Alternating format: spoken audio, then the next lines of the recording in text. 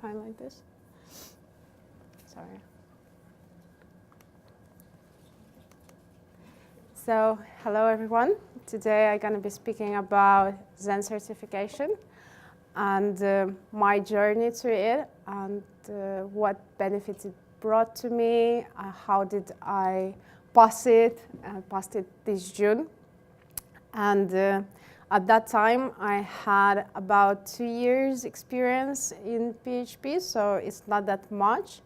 That's why I would say anyone could actually grab it on and go get certified. So first thing I'd like to clarify for those who are not sure what it is that Zend certification is not about Zend's framework.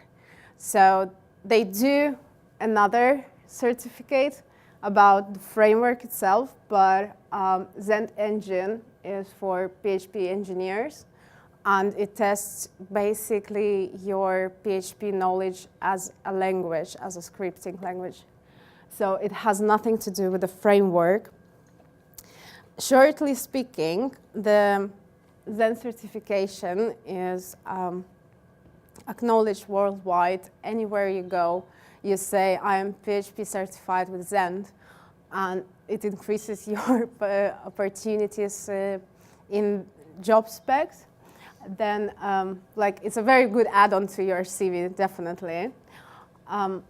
Zend offers also the video course that prepares you for the exam, though from my experience, I can tell that it wasn't necessary. It was nice to have because my work paid for it, but it's not necessary. The video only talks about the process of exam itself. Mostly, it gives some examples of the questions, but internet is full of those examples. So if your workplace is not as kind as mine and you're buying it yourself, then don't worry about the video preparation. Honestly, you can prepare yourself just reading on the internet. And the voucher for the actual exam is only $195. It's not a lot for the benefit what this exam brings to you and the knowledge you gain after. I would highly encourage everyone to get certified because, well, I'll speak about the reasons why later on.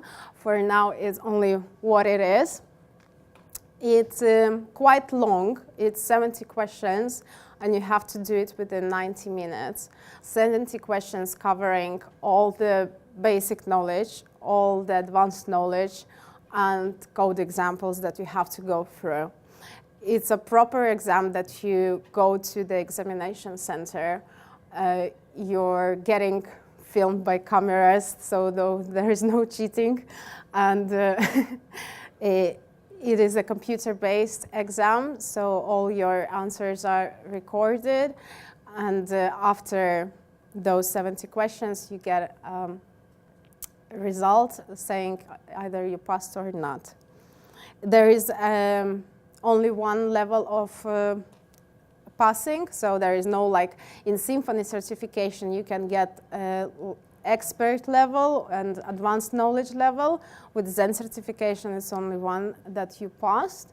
And there is no real percentage on how many questions you have to answer correctly from the exam to pass, because Zend weirdly keeps it in secret.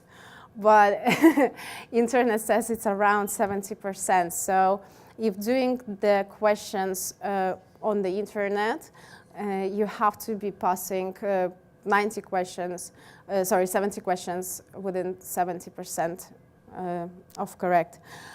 So how did I approach preparing for the exam?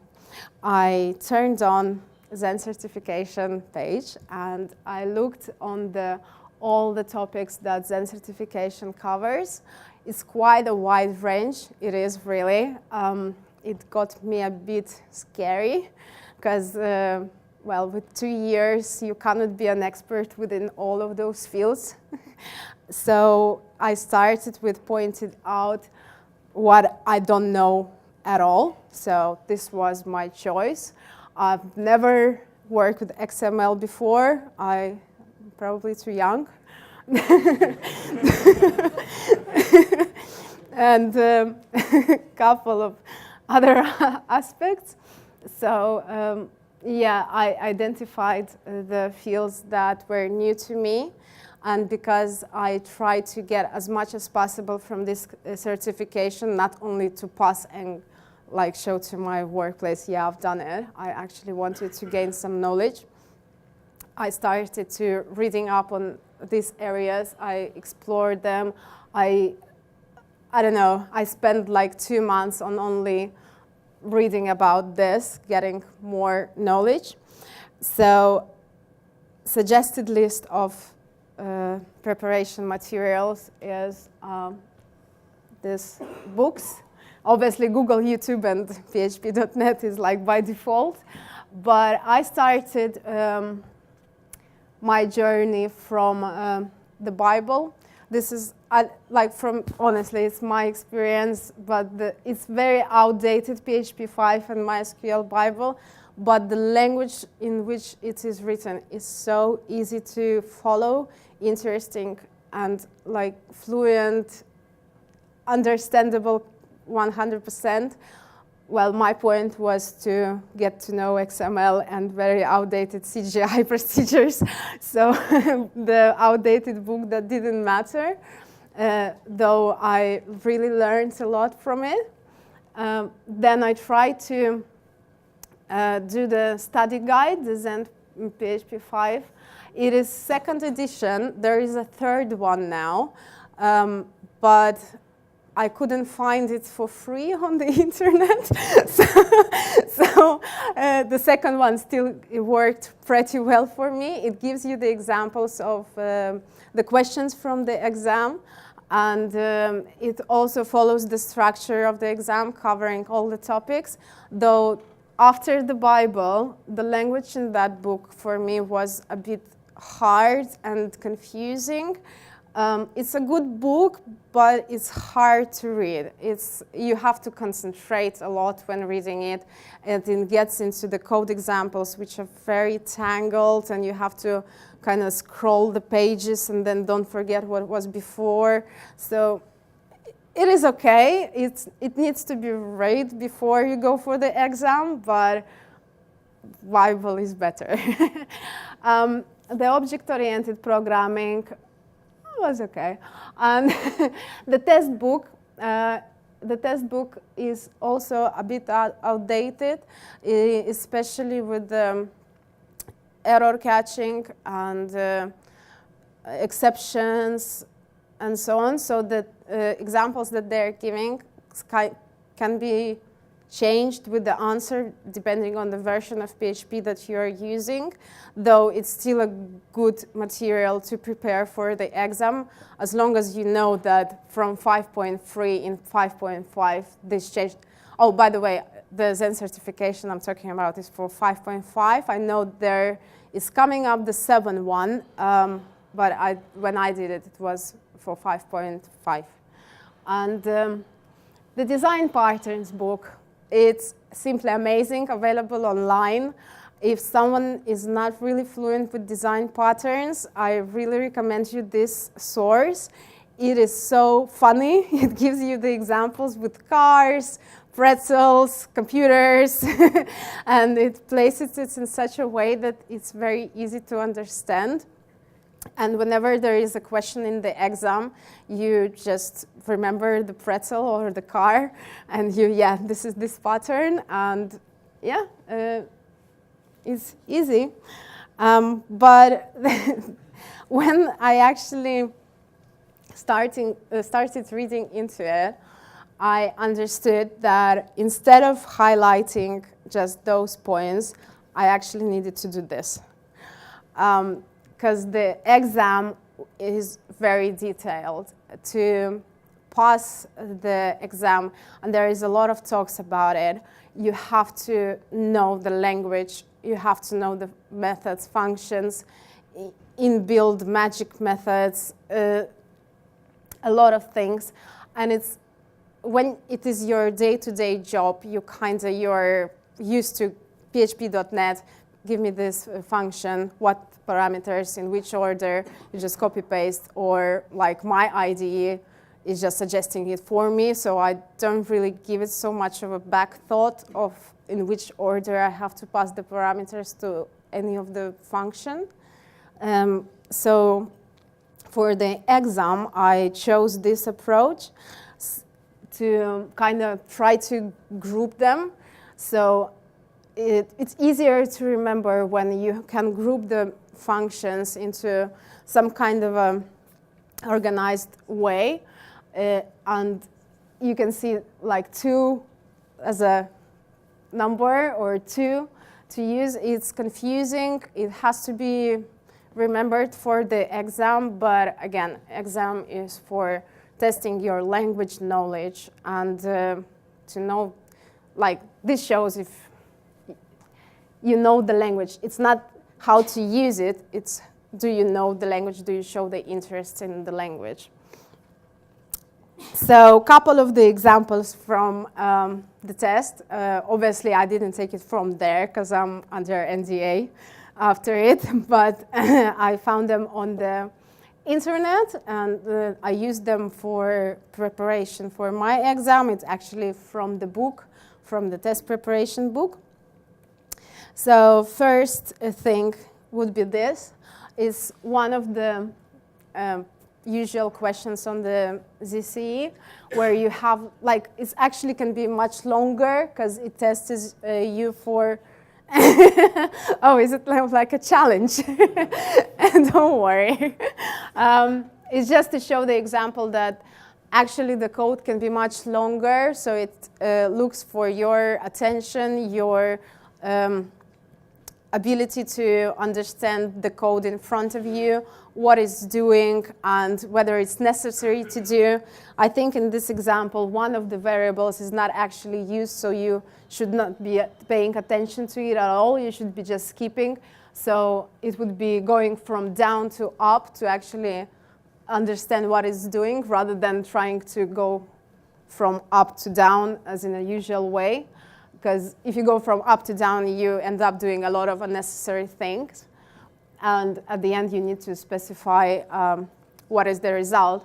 Also notice how it uses different operators. It uses binaries, it uses modulus, it uses floats, and so on. So this is all covered by the exam, and it is needed to know. Next example is this one. This caught me a lot, and this type of questions, because at the end, there is a typo. And if you don't notice the typo, there is definitely a correct answer within the possible answers. So when you have 90 minutes to answer 70 questions, you are rushing, and you're like, yeah, okay, you're skipping the code, you're skipping the letters, you're selecting the correct answer, and it is not correct because there is an exception, there is a notice. That's actually another thing. Usually in the question, it specifies what level of errors it is on, and you have to know whether it's going to be shown as a notice or whether the code going to proceed to the output. Another like similar thing is like something like this. Sorry, I don't know why the brackets are there. It should be like that. So different type of operators together. It can get you confusing what's going to be the output, because you, on a daily basis, when we have echo, it's like either a string or we're just trying to var dump something. Who uses echo? But yeah, that's one of the examples. But actually, my favorite is this one. I found it on one of the blogs, and the example is that it uses the variables, and I like the comment that he made.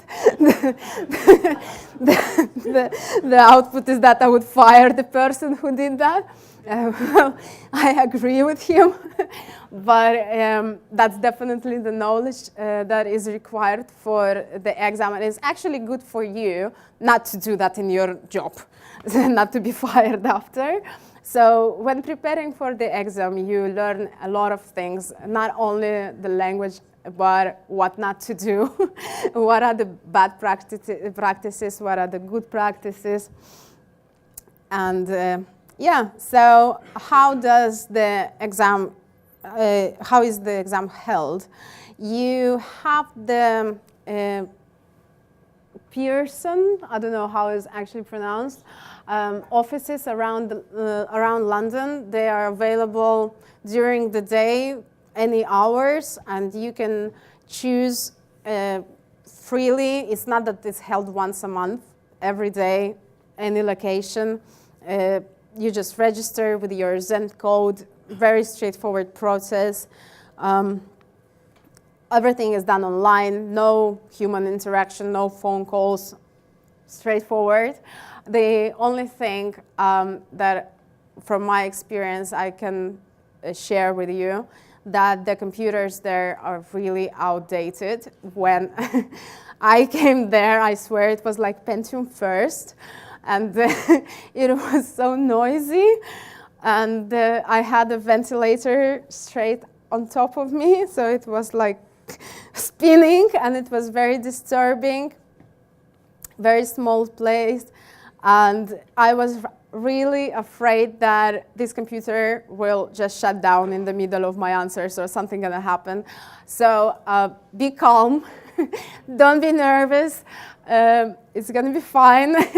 You have only 90 minutes and such things should not disturb you. Try to focus on the question, bring your attention to the code, which is very important, and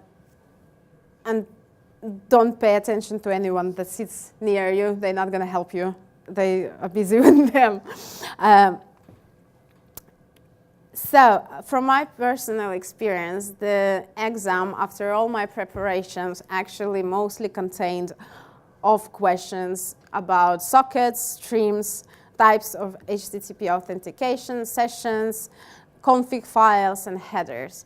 This was the mostly covered subjects in the exam. Weirdly enough, the string and array functions, I had just like a couple of them. I didn't have much, so I put them at the very bottom. There was not a lot of code examples that I had to do on the exam. There was more theoretical questions about error levels, about PDOs, and I think there only was one XML question, to my sadness after all my preparation. But yeah, well, it definitely helped me to widen my knowledge in terms of the language.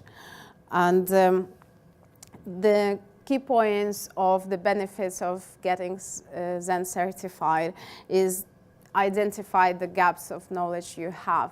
Because when you see the list of the areas that you have for the exam, you can identify that, yes, I don't know this, I should go and read about it.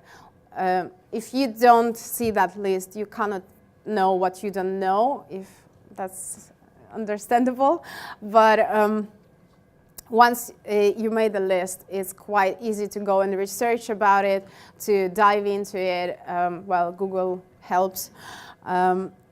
Also, it made me much more attentive to coding. It helps doing the code reviews a lot. So whenever at work, it's a very common situation, we need to do the pull request reviews, and going in details, trying to understand and looking for those typos or variables used. It helps to notice those issues and highlight it to the peers. It's a structured way of learning. So as I mentioned before, when you have a structured plan of things that you want to research, and you want to achieve, you can set a timeline for yourself, and you're definitely gonna do it. Because usually we find ourselves that we want to do something, but we don't really have a deadline, we don't have a goal, we don't have this at the end of achievement feeling, and we are always delaying. It's like, tomorrow, I'm gonna do this tomorrow. Yes, I'm gonna install Node tomorrow. I'm gonna work on my project tomorrow. But when you buy the voucher for the certification, you know, you only have 1 year, and you start to prepare, you make a plan, because you don't want to waste those $200. And one of the benefits, you are officially listed on the Zend Yellow pages, so it makes you more visual for recruiters, and you also get to join the closed PHP Zend certified people on LinkedIn. So it's a closed group that only certified people can join. And yeah, so I kind of want to give this quote as a example, not example, but like just to show it to you. The exam does confirm that you have advanced knowledge of PHP language, but it definitely doesn't prove that you can write clean code or be advanced architect in PHP solutions. It's not that after Zend certification you can become senior developer straight away. It's definitely not that.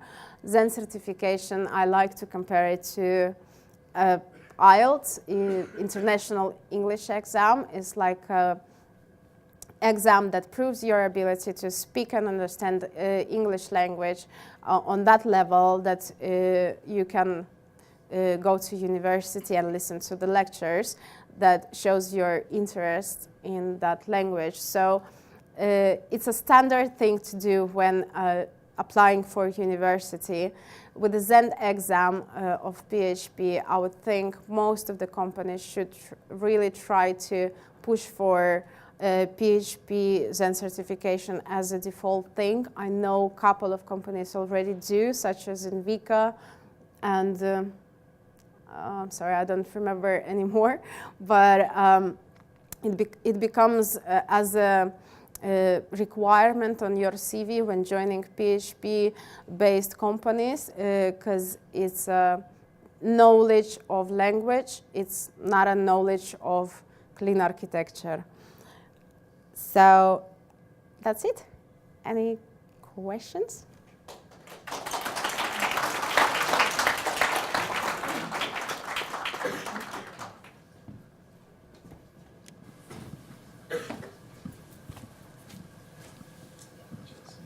Test it, yeah. I've actually got a couple of questions. The first one is, you said there were 70 questions in the exam. I take it those aren't the same 70 questions for everyone. They've got a pool of, say, 500, yes. And you randomly... Yes, exactly, yeah. Exactly. Okay. They differ, and they are quite various. It might be only for me that it was sockets that was the most common question, like the most often question. If anyone else goes, he can receive questions about code, to review code of arrays or strings. Yeah, so okay. it's going to differ. Thank you. And my second question is, the example questions you gave, to me they didn't seem to verify PHP knowledge. They were more like checking maths or being able to spot syntax errors. And you mentioned an NDA, but are they typical of the sort of questions that you actually encountered? Let me roll back to it. And that one as well. So this one is typical to PHP. So you have to know how the notation works and how the echo gonna work. Can you actually do comma, number, string, and so on? How they are combined in PHP. Then this one, it is PHP code, but it's more for your attention to notice the typo at the end. So it's more of example that there can be a typo in any code that is given to you. And this one, Yes, there can be a little bit of a maths, but it's more to test the modulus and the binary operations, the knowledge. So how does binary and modulus work, and how it's written in PHP. So okay. In my view, those could be translated to C# or Erlang, and they look pretty much the same. So, anyway. Well, right. yeah. Thank you.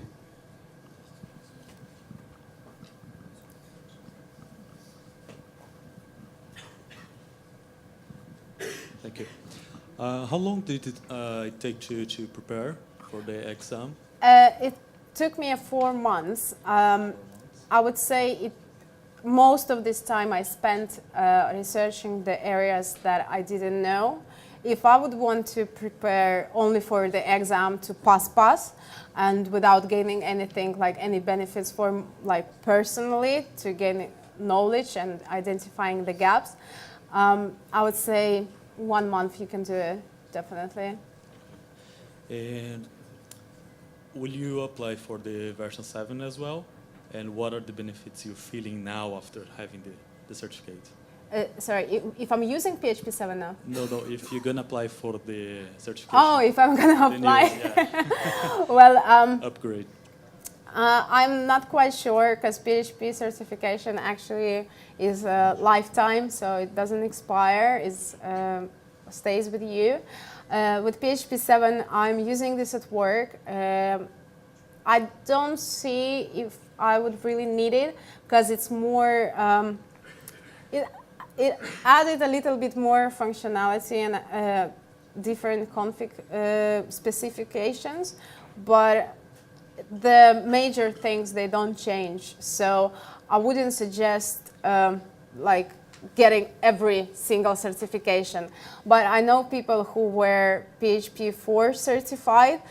They obviously, they want to now to be certified PHP 7 because it was too many changes for them. But for me, it's just a very little change. Maybe when it's going to be PHP 12, 20, then I'm going to be thinking of getting another certification. And last one, what are the changes you're feeling now with the certificate?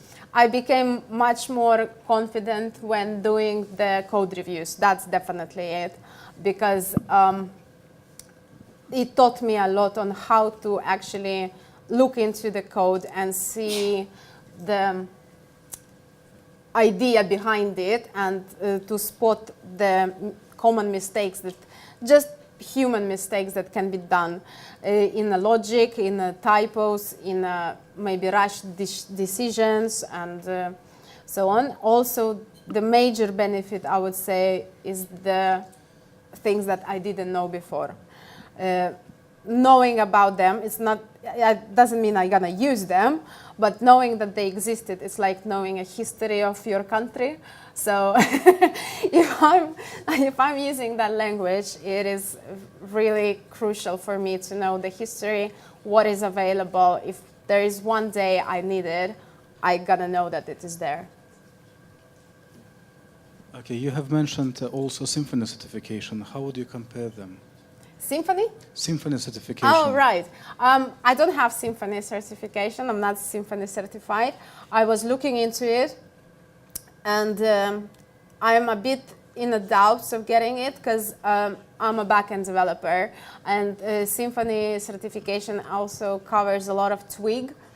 I don't know if that is interest to me, because I prefer more API work rather than front end.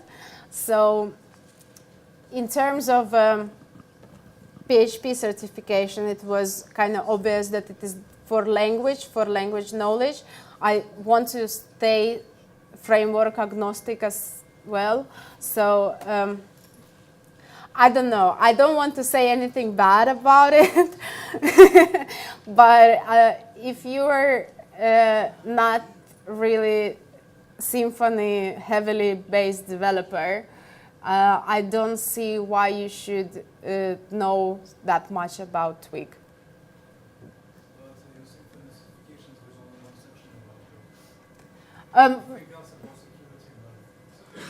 I see. Well, I found the example questions, and weirdly enough, first 20 pages their whereabouts week, and I was like, no.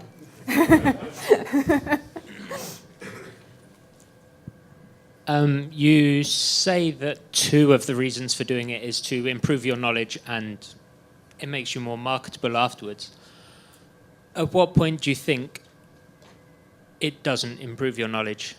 After 5 years experience, 10 years experience, 15 years I experience? wouldn't say that after 10 years experience you shouldn't do that, because after 10 years of experience, people get overconfident and they think they know a lot. They do, really do, but they can forget something that is there.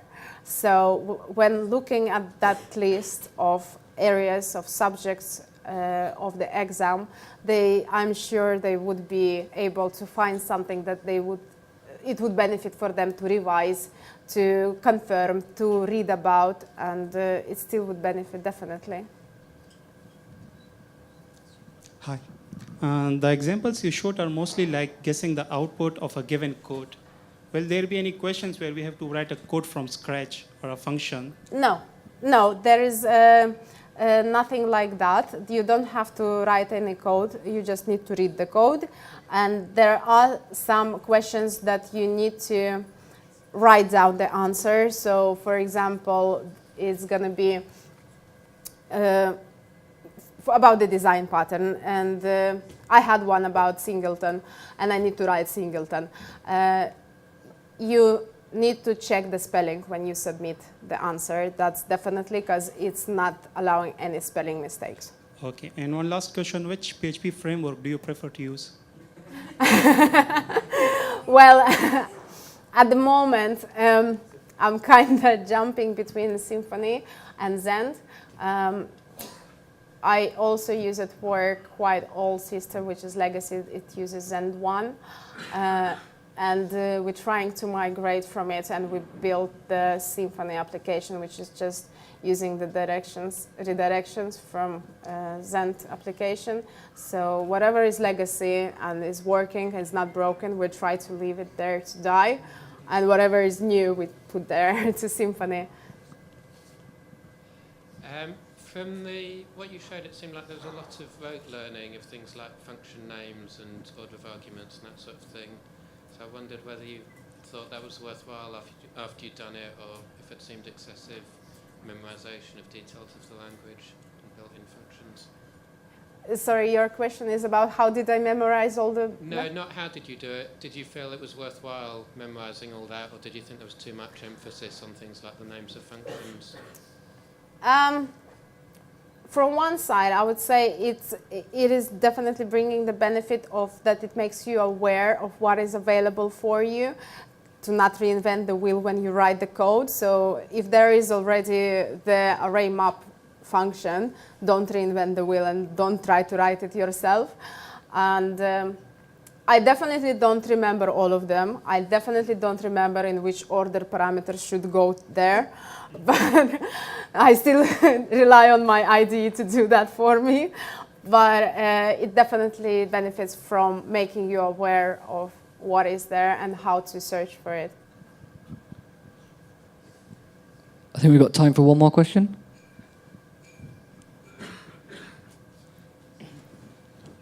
I've got a question about your learning and preparation experience. If possible, could you estimate what do you think you would score before preparation and after? Like, if you've got a feeling like before you started preparing, I would answer correctly for 20%. And afterwards, I was confident but I answered 90 or something like that. If that's possible at all. I would say without preparation, I would probably get about 30. 30, 25 maybe. I'm not very confident. After the preparation, because I took it quite seriously, I would go for 80, 90. How long is the certificate valid? Is there any expiry date for that? Sorry. Are you asking if certificate expires? Yeah, does it expire? No, it's for all the time, for lifetime. it doesn't expire. Okay. Thank you very much. Thank you.